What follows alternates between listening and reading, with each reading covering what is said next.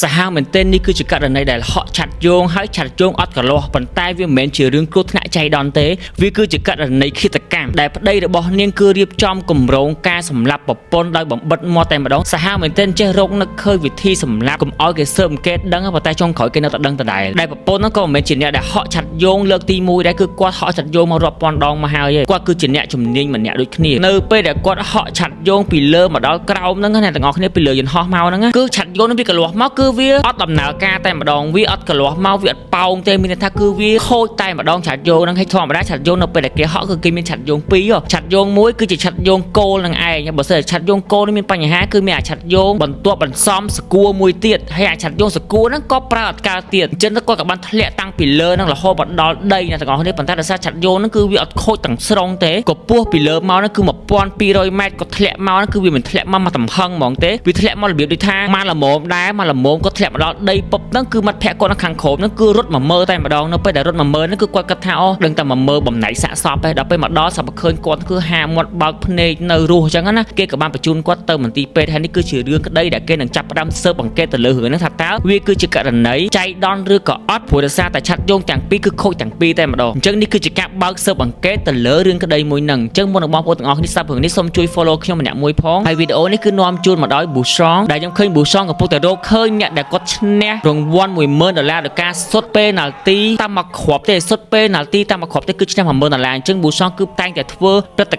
ិការណ៍ប្លែកៗធំដើម្បីជួយឲ្យវិស័យកីឡាជួយដល់វិស័យផ្សេងនៅស្រុកខ្មែរយើងជាច្រើនមែនទែនហើយបើសិនជាបងប្អូនទាំងអស់គ្នាចង់តាមដានមើលរាល់សកម្មភាពរបស់ Bushong អាចមើលនៅក្នុង page របស់ Bushong បានព្រោះដោយសារតែ page របស់ Bushong ខ្ញុំឃើញ post សកម្មភាពជាច្រើនមែនទែនជាពិសេសមួយរយៈហ្នឹងគឺ post អំពីកីឡាច្រើនមែនទែនអញ្ចឹងឥឡូវយើងចូលមកដល់រឿងរបស់យើងទាំងអស់គ្នារឿងហ្នឹងគឺកើតឡើងក្នុងឆ្នាំ2013ដែលស្ត្រីម្នាក់ហ្នឹងគឺគាត់មានឈ្មោះថា Victoria ដែលគាត់បានរៀបការជាមួយនឹងប្តីរបស់គាត់ដែលប៉ុនប៉ងសម្រាប់គាត់ហ្នឹងណាគឺជាជនជាតិអង់គ្លេសអញ្ចឹងរឿងក្តីនេះគឺកើតឡើងនៅប្រទេសអង់គ្លេសដែលគូស្នេហ៍មួយគូហ្នឹងគឺមានកូន2នាក់ហើយពួកគាត់គឺចូលចិត្តហក់ឆាត់យោងមែនទែនពួកគាត់ហក់ឆាត់យោងជាមួយនឹងគ្នាមិនតិចជាង2000ដងទេក៏ប៉ុន្តែប្តីហ្នឹងគឺមិនមែនព្យាយាមសម្រាប់ប្រពន្ធតែម្ដងទេព្យាយាមសម្រាប់2ដង3ដងឯណាទាំងអស់គ្នាតាំងពីបើកហ្គាសចោលនៅក្នុងចក្រានបាយស្អុយហ្គាសពេញផ្ទះអីចឹងទៅហើយប្រពន្ធហ្នឹងក៏បានទៅសួរប្តីហេតុក៏បើកហ្គាសចោលពេញផ្ទះចឹងទៅហើយគាត់ប្តីហ្នឹងក៏បានសួរថាអញ្ចឹងឥឡូវព្រមបើកចក្រានសាកមើលអារបៀបចឹងចង់គាត់ហ្នឹងគឺរងងហើយបន្ទោសខ្លួនឯងនៅក្នុងផ្ទះតែម្ដងសូម្បីកូន2នាក់ដែលដេកនៅលើផ្ទះហ្នឹងក៏ចង់ឲ្យស្លាប់ទៅទាំងអស់ដែរសាហាវមែនទែនអត់បានសម្រេចទៅលួចកាត់ផ្ដាច់អាឆាត់យោងហ្នឹងទៀតមុនពេលដែលប្រពន្ធហ្នឹងគឺត្រូវហក់ឆាត់យោងជាមួយនឹងគាត់ហ្នឹងហើយសកម្មភាពទឹកមុខរបស់គាត់នៅពេលបន្ទាប់ពីគាត់ឃើញប្រពន្ធរបស់គាត់រងរបួសធ្ងន់មែនទែនបញ្ជូនទៅមន្ទីរពេទ្យហ្នឹងមើលទៅគាត់គឺដូចធម្មតាមែនទែនហើយដល់ហើយក៏ប្រពន្ធហ្នឹងមានអារម្មណ៍ថាអាចនឹងប្តីហ្នឹងព្រោះដោយសារតែគាត់មានបញ្ហារកម្មរកោសតាក់ទងជាមួយនឹងជីវិតស្នេហាគូរបស់គាត់ហ្នឹងគឺ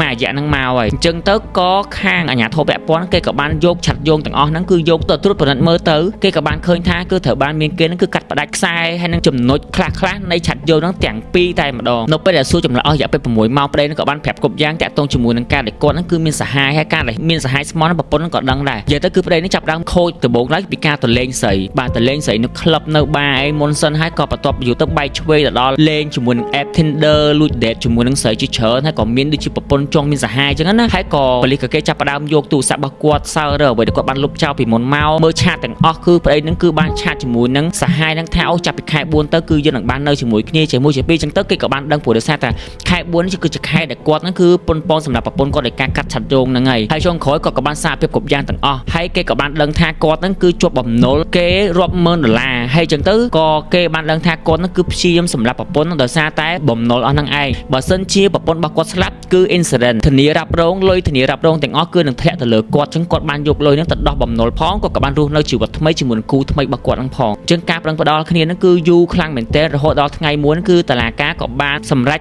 កាត់ទោសឲ្យបរិសម្នាក់ហ្នឹងជាប្តីហ្នឹងគឺជាប់ពន្ធនាគារអស់មួយជីវិតហើយបើសិនជាមិនជាប់ពន្ធនាគារអស់មួយជីវិតទេគឺមិនបានទេព្រោះបរិសម្នាក់នេះបើសិនជាចេញមកវិញក្នុងរយៈពេល5ឆ្នាំ10ឆ្នាំអាចនឹងមករកប្រពន្ធហ្នឹងសម្រាប់វិញព្រោះដោយសារតែការដែលគាត់ប៉ុនប៉ងសម្រាប់ប្រពន្ធហ្នឹងគឺមិនមែនតែម្ដងឬក៏ពីរដងទេហើយសម្រាប់ប្រពន្ធវិញគឺគាត់ខូចចិត្តមែនទែនដំបូងឡើយតែក្រោយមកគាត់គិតថាវាអាចថាជាសំណាងរបស់គាត់អាយុគាត់មិនទាន់ដល់ហើយវាក៏ជាការដែលបើកភ្នែកគាត់ឃើញដែរថាតើបរិសដែលគាត់ដេកអោបរាល់ថ្ងៃបរិសដែលគាត់ស្រឡាញ់ហ្នឹងគឺជាបរិសតែម្នាក់គត់ដែលនឹងព្យាយាមសម្រាប់គាត់ដូចគ្នាអញ្ចឹងគឺគាត់អស់ចិត្តតែម្ដងសូមជួយ follow ខ្ញុំអ្នកមួយផងខ្ញុំ Lauren សូមអរគុណច្រើន